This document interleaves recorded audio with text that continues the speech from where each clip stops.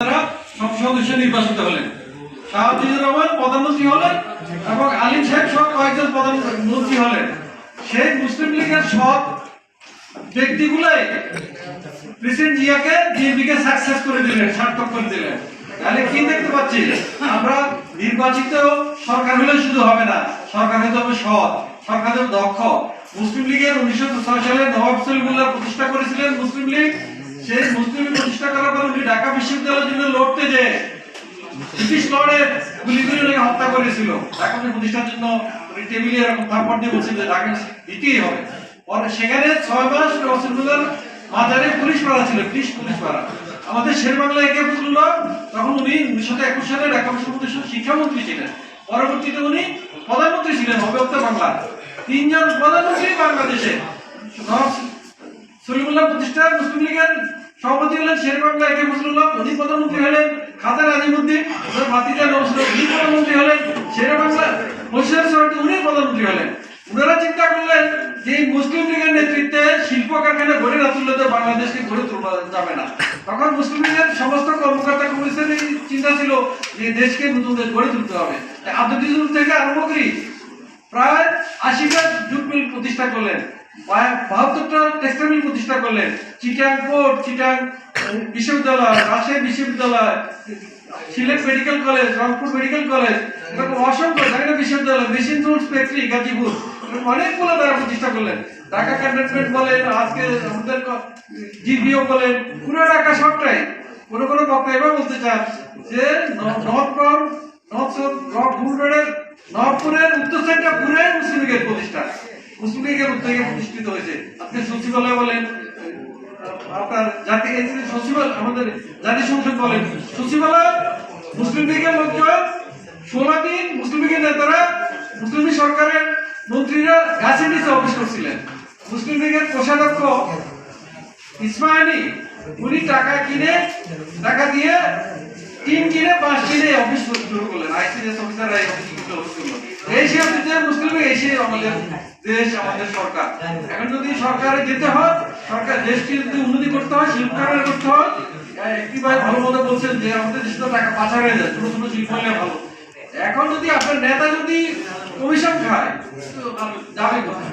আজকে ভাগ্য বলা যে আমাদের আগে সংসদ জাতিসংঘ করা হয়েছিল, এখন যদি জাতিসংঘ করার উদ্যোগ নেওয়া হয়, আমি জানি না কত বছর টাকা কিভাবে কি হবে, দিকে যাবো না।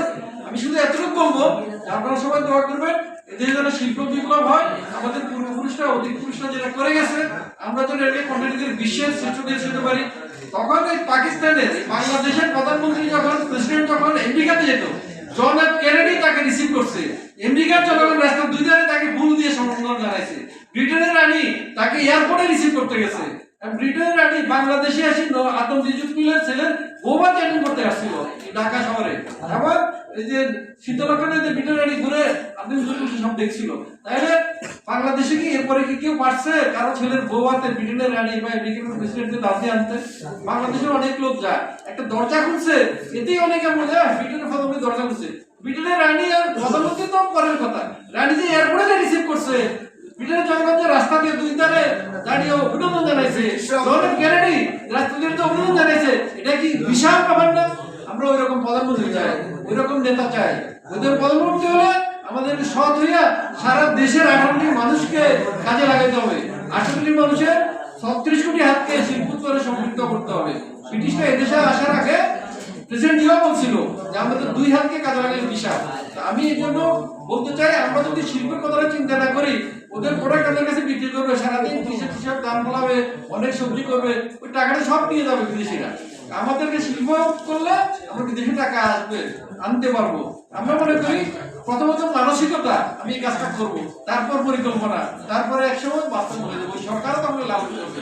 যখন এমপি ইলেকশন করতে যাবে, ভোট চাইতে যাবে, জনগণ যাবে আমি ভোট দিব, আমি ইন্ডাস্ট্রি করতে চাই, তো আপনি তো অনেক বড় করছেন তত্ত্বাবধায়ক সরকার, আজকে অন্তর্বর্তী সরকার। এখানে কি হচ্ছে? আমি কেন আজকে সিদ্ধান্ত আয়োজন করলাম?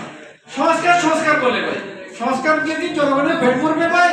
এই সংস্কারকে কারো শিল্পের কথা বা ইনকাম করে বলা হচ্ছে না। সংস্কারে কে ক্ষমতায় যাবে, কিভাবে ক্ষমতায় যাবে, কতদিন থাকবে, সংস্কার টোটাল অ্যালটমেন্ট।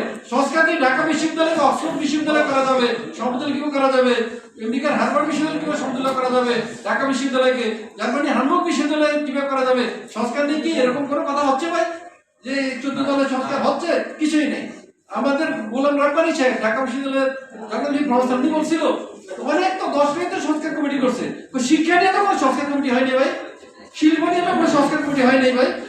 হয়তো এখন সংস্কার বলে কিভাবে লাভ হয়েছে আমি কথা বলতে পারছি, ছাত্রদের 1000 শহীদের কথা, 50 আহত তাদের রক্তের কথা বলতে পারছি। কিন্তু বিষয়টা হলো আমি যদি শিল্প নিয়ে চিন্তা না করি, আমি যদি একটা লাইসেন্স করবো, বিদেশে লোক পাঠাবো, আমি যদি একটা বিশ্ববিদ্যালয় করবো এই অন্তরী সরকার সুবাদে, তাহলে তো আমি দেশ আঁকাবো।